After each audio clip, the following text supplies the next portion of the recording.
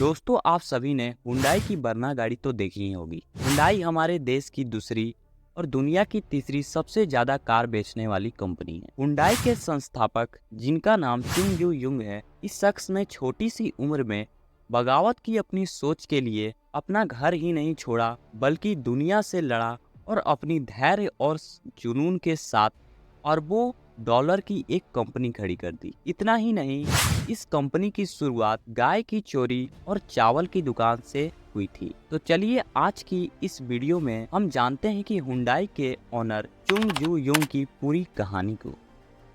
चुंग का जन्म उत्तर कोरिया के छोटे से गांव में 1915 में हुआ था। उनके पिता एक गरीब किसान थे। वो चावल की खेती किया करते थे। उनकी माँ एक गृहिणी थी। उनका परिवार रेशम के कीड़ों को पाला करता था। चुंग के पिता उन्हें पढ़ाना तो चाहते थे, लेकिन उनके पास ज़्यादा पैसे नहीं थे। चुंग एक शिक्षक बनना चाहते थे, लेकिन पैसे की लाचारी की वजह से वो नहीं बन पाए। चुंग के पास दो रास्ते थे। वो अपने पिता के साथ मिलकर खेती करे या कहीं दूर जाकर शहर में काम करे। चुंग के माता पिता चुंग को शहर नहीं भेजना चाहते थे। वो उसे वहीं पर रखकर अपने साथ खेती बाड़ी में लगाना चाहते थे, लेकिन चुंग को कुछ और ही करना था। उसे कुछ बहुत ही ज़्यादा बड़ा करना था, लेकिन माता पिता की इजाज़त नहीं थी। इसलिए मजबूरी में चुंग को अपने पिता के साथ खेतों में काम करना पड़ा।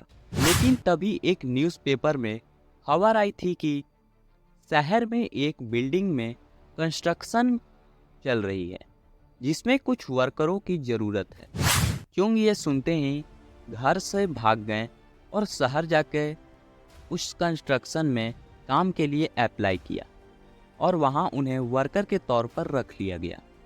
लेकिन उनका ये काम ज़्यादा दिन तक नहीं चला, क्योंकि चुंग के माता पिता उसे खोजने के लिए पागल से हो रहे थे।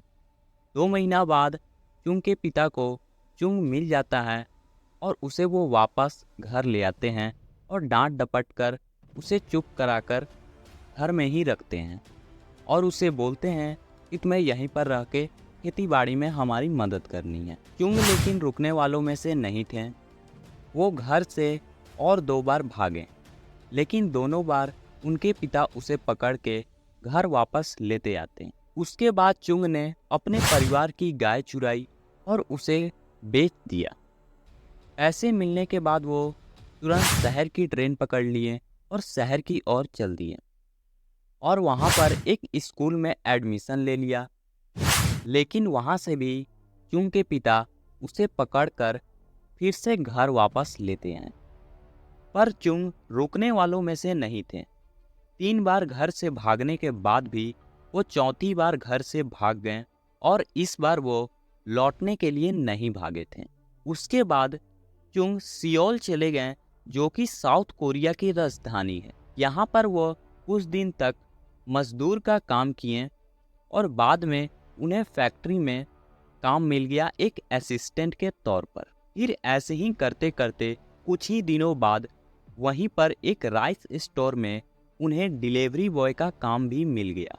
वो अपने काम को इतना ज़्यादा ईमानदारी से करते थे कि 6 महीने के अंदर में ही शॉप के मालिक ने चुंग को शॉप का मैनेजर बना दिया। फिर 1937 में शॉप के मालिक बहुत ही ज़्यादा बीमार पड़ गए और उन्होंने चुंग को शॉप का ऑनर बना दिया और उसके बाद चुंग ने इस राइस स्टोर का नाम क्योंगिल राइस स्टोर रख दिया। लेकिन उनका ये शॉप ज़्यादा दिन तक चला नहीं, क्योंकि उस टाइम कोरिया पे जापान का कब्जा था और जापान वर्ल्ड वार 2 में कूद गया था। इसलिए जापानीज़ गवर्नमेंट ने बोल दिया कि मिलिट्री आर्मी को टाइम टू टाइम चावल भेजा जाए।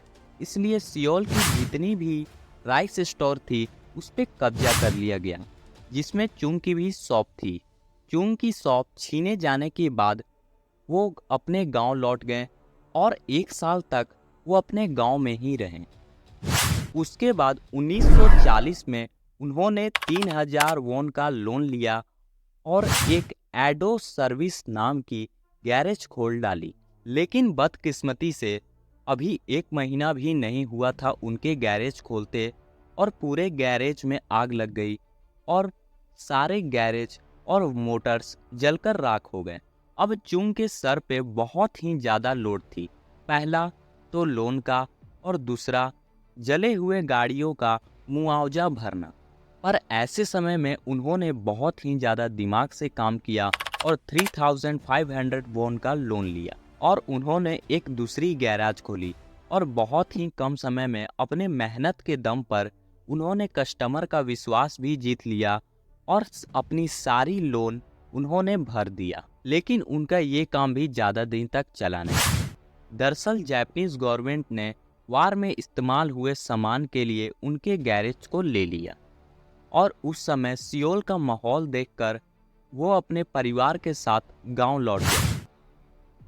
पर उन्होंने एक काम बहुत ही अच्छी की थी कि उन्होंने 50,000 वॉन की सेविंग कर ली थी, जिससे वो अपना काम फिर से स्टार्ट कर सकते थे।